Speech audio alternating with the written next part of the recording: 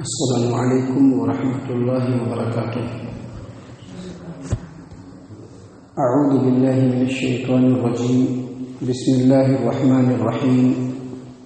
فإن خفتم فرجالا أو ركبانا فإذا أمنتم فاذكروا الله كما علمكم ما لم تكونوا تعلمون۔ پھر جب تم لوگ خوف کی حالت میں ہو تو جس حالت میں بھی ہو، چاہے پیدل ہو یا سواری پہ سوار ہو، جیسے بھی ہو تم نماز پڑھ لو۔ فَإِذَا أَمِنْتُمْ، اور جب تم لوگ امن و اطمینان کی حالت میں ہو جاؤ، فَاذْكُرُوا اللَّهَ كَمَا عَلَّمَكُمْ مَا لَمْ تَكُونُوا تَعْلَمُونَ، تو اللہ تبارک و تعالیٰ کا ذکر ویسے کرو جیسا کہ اللہ تبارک و تعالیٰ نے تم لوگوں کو سکھلایا ہے، جو تم لوگ پہلے نہیں جانتے تھے۔ محترم سامعین اکرام، یہ سورۃ البقرہ ہے۔ سورۃ البقرہ سورہ نمبر 2، اور اسی سورت سے ابھی آپ کے سامنے آیت نمبر 239 یعنی 239 نمبر کی آیت کریمہ سورۃ البقرہ کی آپ کے سامنے تلاوت کی گئی ہے، اور اس آیت کریمہ کا ترجمہ بھی آپ کے سامنے پیش کیا گیا ہے۔ سامعین اکرام، اس سے پہلے کی جو آیت کریمہ کل آپ کے سامنے پیش کی گئی تھی، اس میں اللہ تبارک و تعالیٰ نے نمازوں کی حفاظت کرنے کے لیے کہا ہے۔ نمازوں کے جو حدود ہیں، نمازوں کی جو معاملات ہیں، نمازوں کو قائم کرنے کی جو بات ہے، نمازوں کے جو اوقات ہیں، اس کی حفاظت کرنے کے لیے کہا، اور اس کے بارے میں سخت تاکید فرمائی۔ اب ان باتوں کو بیان فرمانے کے بعد اللہ تبارک و تعالیٰ نے فرمایا کہ اگر کسی وجہ سے انسان ایمرجنسی کی حالت میں آ جائے، یعنی انسان ایسا مشغول ہو جائے کہ اس کو نماز پڑھنے کا موقع نہیں مل رہا ہے، اور عام طور پر یہ حالت کب آتی ہے؟ جب آدمی جنگ کی حالت میں ہوتا ہے، گھمسان کا رنگ پڑ رہا ہوتا ہے، ایسے حالت میں انسان اتنا مشغول ہو جاتا ہے کہ نماز پڑھنے کی اس کے اندر نماز پڑھنے کا اس کے پاس وقت نہیں ہوتا ہے، بہت ہی زیادہ مشغول ہو جاتا ہے۔ جیسا کہ اس سے پہلے ہم نے آپ کے سامنے نبی اکرم صلی اللہ علیہ وسلم کی حدیث بیان کیا کہ نبی صلی اللہ علیہ وسلم نے کفار و مشرکین کے اوپر بد دعا کرتے ہوئے، چونکہ جنگ خندق کے دن، غزوہ احزاب کے دن نبی صلی اللہ علیہ وسلم کی عصر کی نماز چھوٹ گئی تھی، تو اس سلسلے میں اور بھی دوسری حدیثیں ہیں جس میں نبی صلی اللہ علیہ وسلم نے فرمایا کہ اللہ تبارک و تعالیٰ ان لوگوں کے گھروں کو اور ان لوگوں کے دلوں کو آگ سے بھر دے، ان لوگوں کی وجہ سے ہم لوگوں کی عصر کی نماز چھوٹ گئی۔ تو چونکہ جنگ کا عالم تھا، بہت ہی زیادہ مشغولیت تھی، تو نماز چھوٹ گئی، تو اللہ تبارک و تعالیٰ نے ایسے ہی حالات کی رہنمائی فرماتے ہوئے کہا ہے کہ فَإِنْ خِفْتُمْ، اگر تم لوگوں کو اس بات، تم لوگ خوف کی حالت میں ہو، یعنی حالت جنگ ہو، فَرِجَالًا أَوْ رُكْبَانًا، تو جنگ کی حالت میں چاہے تم جس حالت میں ہو، چاہے تم پیدل ہو، اب بہت سارے لڑنے والے پیدل رہتے ہیں، چاہے سواری پر ہو، چاہے تمہارا رخ قبلہ کی طرف ہو یا نہ ہو، اگر خوف کی حالت میں ہو تو جس حالت میں ہو اسی حالت میں نماز پڑھو، جس حالت میں ہو اسی حالت میں نماز پڑھو۔ سامعین کرام، اس سلسلے میں ایک حدیث ہے جس کو امام مالک رحمہ اللہ امام نافع سے، اور امام نافع عبداللہ ابن عمر رضی اللہ عنہما سے روایت کرتے ہیں، اور اسی روایت کو امام بخاری رحمہ اللہ اپنی صحیح البخاری کے اندر کتاب التفسیر باب فإن خفتم فرجالا أو ركبانا حدیث نمبر 4535 نمبر کی یہ حدیث ہے صحیح البخاری کی، امام نافع عبداللہ ابن عمر رضی اللہ عنہما کی روایت کو نقل کرتے ہیں کہ جب عبداللہ ابن عمر رضی اللہ عنہما سے خوف کی نماز کے بارے میں پوچھا جاتا کہ جب انسان حالت خوف میں ہو تو کیسے نماز پڑھنا چاہیے، تو انہوں نے اس کا طریقہ بتلایا۔ طریقہ اس طرح سے بتلایا کہ جب بہت زیادہ جنگ ہو رہی ہو، جنگ کا عالم ہو، گھمسان کا رنگ پڑ رہا ہو، نماز کا وقت ہو جائے، تو جو امام صاحب ہو، وہ امام صاحب پورے مسلمانوں میں سے ایک جماعت کو نکال لیں اور ان کو لے کر کے آگے بڑھ کر کے قبلہ رخ ہو کر کے ان کو اپنے پیچھے نماز پڑھوا لیں، اور جو دوسری جماعت ہے وہ دشمنوں سے لڑتی رہے۔ جب یہ نماز پڑھائیں گے تو ایک رکعت نماز پڑھائیں گے، ایک رکعت ہوگی، رکوع سجدے ہو جائیں گے، تو جو پیچھے والی جماعت ہے رکوع سجدہ مکمل ہونے کے بعد جب امام صاحب کھڑے ہو جائیں گے تو یہ پیچھے چلے آئیں گے اور دشمنوں کے سامنے چلے آئیں گے، اور جو پہلے لڑ رہی تھی جماعت وہ پھر سے امام صاحب کے پیچھے آ جائے، اور امام صاحب اس کے بعد ان کو ایک رکعت نماز پڑھائیں، اور جب ایک رکعت نماز مکمل ہو جائے تو امام صاحب سلام پھیریں، اور جب امام صاحب سلام پھیریں گے تو جو پیچھے جماعت پڑھ رہی تھی وہ اٹھ کر کے ایک رکعت نماز پڑھیں گے تو ان کی 2 رکعت ہو جائے گی، اور پھر یہ اپنی جگہ پر آئیں گے تو جو لوگ پہلے تھے وہ لوگ پھر ایک رکعت نماز پڑھیں گے، تو 2 رکعت نماز ان کی 2 رکعت ان کی سب کی 2 رکعت ہو جائے گی۔ یہ حالت خوف کی نماز کا ایک طریقہ ہے جو انہوں نے بتلایا۔ اس کے بعد عبداللہ بن عمر رضی اللہ عنہ مزید فرماتے ہیں کہ اگر خوف اس سے بھی زیادہ شدید ہو، یعنی بہت ہی زیادہ خوف کا عالم ہو، بہت ہی زیادہ جنگ کا عالم ہو، بالکل موقع نہیں مل رہا ہے، تو جو جیسی حالت میں ہے، جو سواری پر ہے وہ سواری پر ہی نماز پڑھ لے، جو پیدل چل رہا ہے وہ پیدل ہی نماز پڑھ لے، 2 رکعت نہیں پڑھ سکتا ہے 1 ہی رکعت پڑھ لے، قبلہ ہو نہ ہو جس حالت میں ہو نماز پڑھ لے۔ محترم سامعین کرام، اسی طرح سے صحیح البخاری کے اندر ہی ایک روایت ہے، صحیح البخاری ابواب صلاۃ الخوف حدیث نمبر 945 سے پہلے معلقاً روایات ہے۔ امام بخاری رحمہ اللہ نے فرمایا کہ امام اوزاعی فرماتے ہیں کہ جب بہت زیادہ خوف کا عالم ہو تو آدمی نماز پڑھے 1-2 رکعت، اور 2 رکعت بھی نہیں پڑھ سکتا ہے تو 1 رکعت پڑھے،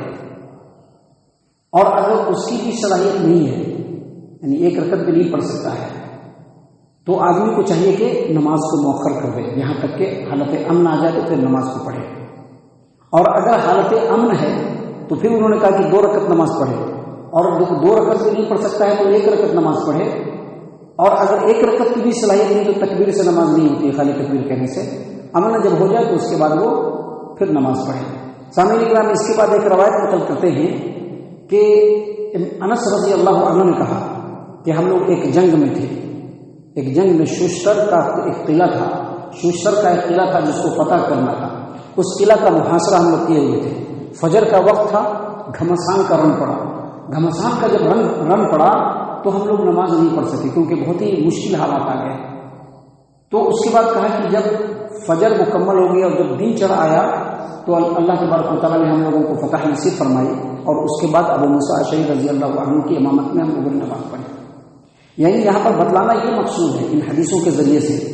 کہ اگر خوف کے حالات ہوں تو خوف کے حالات میں آدمی کو چاہیے کہ 2 رکعت نماز جیسے امام صاحب پڑھ کے بتلائے ویسا پڑھے، اگر 2 رکعت بھی نہیں پڑھ سکتے ہیں تو 1 رکعت پڑھے، اور اگر بہت ہی زیادہ خوف کا عالم ہے تو آدمی جس طرح سے پیدل چل رہا ہے تو پیدل ہی نماز پڑھ لے، 2 نہیں پڑھ سکتا 1 رکعت پڑھ لے، سواری پر ہے تو سواری پر ہی پڑھ لے، اگر نہیں پڑھ سکتا ہے 2 رکعت تو 1 ہی رکعت پڑھے، لیکن نماز کسی بھی حالت میں معاف نہیں ہے، نماز کسی بھی حالت میں معاف نہیں ہی بتلانا اصل مقصود ہے، چاہے کوئی بھی حالت ہو۔ آج ہمارے یہاں چھوٹی چھوٹی باتوں میں نمازوں کو ہم لوگ چھوڑتے ہیں جو کہ شرعی اعتبار سے بالکل ہی درست اور جائز نہیں ہے۔ آج لوگوں نے نمازوں کو شوق بنا کر رکھا ہوا ہے جو کہ کسی بھی حالت میں درست نہیں ہے۔ نماز اس آیت کریمہ سے جو سب سے بڑی بات ثابت ہوتی ہے وہ یہی کہ چاہے کیسی بھی حالت ہو نماز کو اللہ تبارک و تعالیٰ نے معاف نہیں کیا ہے، نماز پڑھنا ہے۔ اگر جو وقت ہے نماز پڑھنے کا اس وقت آدمی اتنا بزی ہو گیا، اتنا مشغول ہو گیا کہ اس کو نماز پڑھنے کا موقع نہیں مل رہا ہے تو ایسی صورت میں بعد میں نماز پڑھنا ہے۔ لیکن اگر اس وقت میں چاہے حالت خوف میں ہی کیوں نہ ہو، اگر اس کے پاس موقع مل رہا ہے 2 رکعت نماز پڑھنے کا 2 رکعت پڑھے،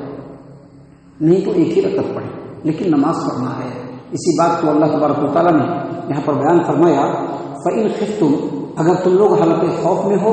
فَرِجَالًا اور رُكْبَانًا، پس تم لوگ چاہے پیدل کی حالت میں ہو چاہے سواری کی حالت میں ہو تم لوگ نماز ادا کرو۔ اور اس کے بعد اللہ تبارک و تعالیٰ نے فرمایا فَإِذَا أَمِنْتُمْ، جب تم لوگ امن اور اطمینان کی حالت میں ہو جاؤ، فَاذْكُرُوا اللَّهَ كَمَا عَلَّمَكُمْ، تو نماز بالکل اس طرح سے پڑھو جیسا اللہ تبارک و تعالیٰ نے سکھلایا ہے، یعنی رکوع سجدے ہر چیز مکمل ہونی چاہیے۔ اللہ تعالیٰ نے قرآن کریم کے اندر سورہ نساء کے اندر آیت نمبر 103 کے اندر بیان فرمایا فَإِذَا اطْمَأْنَنْتُمْ فَأَقِيمُوا الصَّلَاةَ،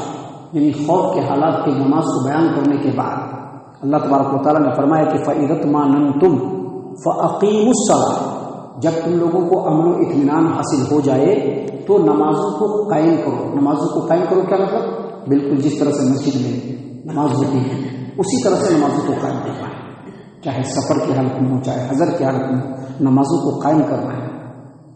سامعین کرام، اللہ تبارک و تعالیٰ نے اسی بات کو بیان کرتے ہوئے یہاں پر واضح طور پر مسلمانوں کو یہ حکم دے دیا کہ اگر تم خوف کی حالت میں ہو تو پیدل ہو یا سواری پہ ہو نماز کو ادا کرو۔ فَإِذَا أَمِنْتُمْ، اور جب تم امن و اطمینان کی حالت میں ہو جاؤ، فَاذْكُرُوا اللَّهَ كَمَا عَلَّمَكُمْ، تو اللہ نے جیسا تم کو سکھایا ہے ویسا اللہ تبارک و تعالیٰ کا ذکر کرو۔ اس طرح سے ذکر کو جو تم پہلے نہیں جانتے تھے لیکن اللہ تبارک و تعالیٰ نے سکھلایا. ان تمام باتوں کے اوپر ایک بار پھر آپ غور کریں گے تو ایک بات پتہ چلے گی کہ اللہ نے کہا کہ فَإِذَا أَمِنْتُمْ، جب تم امن و اطمینان کی حالت میں ہو جاؤ، فَاذْكُرُوا اللَّهَ كَمَا عَلَّمَكُمْ، تو اللہ کا ذکر ویسا کرو جیسا اللہ نے سکھلایا ہے. اس کا کیا مطلب ہوا؟ اس کا مطلب یہ ہوا کہ چاہے وہ اللہ کا ذکر ہو، چاہے اللہ کی عبادت ہو، طریقہ وہی اختیار کرنا ہے جو اللہ نے بتلایا ہے. لوگوں کے بنائے ہوئے طریقے کو فالو کرنا یہ ہمارے لیے ضروری نہیں ہے، یہ ہمارے لیے بالکل ضروری نہیں، کیونکہ اللہ نے واضح طور پر فرمایا کما علمکم اللہ، جیسا اللہ نے تم کو سکھلایا ہے، جیسا اللہ نے تم کو سکھلایا ہے. اور اللہ نے کیسے سکھلایا؟ نبی کی زبان پر سکھلایا ہے. یہ قرآن کریم ہم تک کیسے پہنچا ہے؟ نبی صلی اللہ علیہ وسلم کے معرفت سے پہنچا ہے.